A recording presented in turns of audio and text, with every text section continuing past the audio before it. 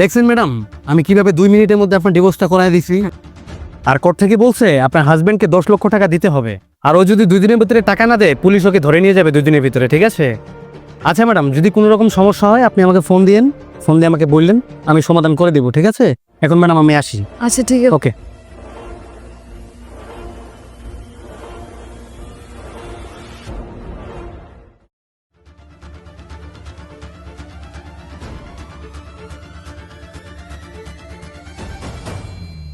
নয়ন, তুমি বাসায় যাও নাই?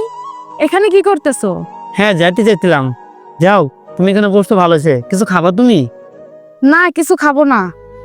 5 বছর ধরে ডিভোর্সের জন্য অপেক্ষা করতেছি, ফাইনালি ডিভোর্সটা হয়েই গেল। হ্যাঁ, ঠিকই বলছো তুমি। 5 বছর ধরে আমরা ট্রাই করতেছিলাম, ফাইনালি আজকে আমাদের দুজনে ডিভোর্স হয়ে গেছে। বাইরে চাঁদনি, তোমাকে আমি কিছু কথা বলতে চাই। হ্যাঁ বলো, কি বলবা?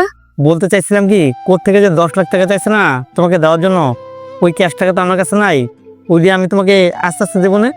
আর বাই দ্য ওয়ে, আমাদের যে উত্তরা ফ্ল্যাটটা আছে না, তুমি আর আমি নিছিলাম, ওটা তুমি রেখে দিও। আর গাড়িটা তুমি রেখে দিও, আমার গাড়িটা দরকার নেই। আর কিছু গয়নাগাড়ি করছিলা অনেক কষ্ট করে, ওগুলো তুমি রেখে দিও। ওগুলো আমার কিচ্ছু লাগবে না। আর বাড়িতে যে আমি জায়গা কিনছিলাম না, ওটাও তুমি রেখে দিও। আমার কিচ্ছু প্রয়োজন নাই, সব তুমি রেখে দাও। আচ্ছা না, কোর্ট থেকে তো 10 লাখ টাকা দেওয়ার কথা বলছে, তুমি কেন আমাকে সবকিছু দিয়ে দিচ্ছ? এখন তো আমার একা জীবন, তুমিও তো আমার পাশে আর থাকবে না, আমাকে ডিভোর্স দিয়েছো। আর এসবের প্রতি আমার এখন ইন্টারেস্ট নাই। আর আমি চলে যাওয়ার পর এগুলো দেখাশোনা কে করবে তুমি বলো? চলে যাওয়ার পর মানে? তুমি এসব কি বলতেছো? কিছু না।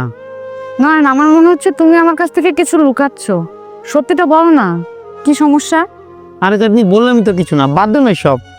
না, তুমি আমার থেকে কিছু লুকাচ্ছ, সত্যিটা বলো। আমার মেয়ের কসম, তুমি সত্যিটা বলো।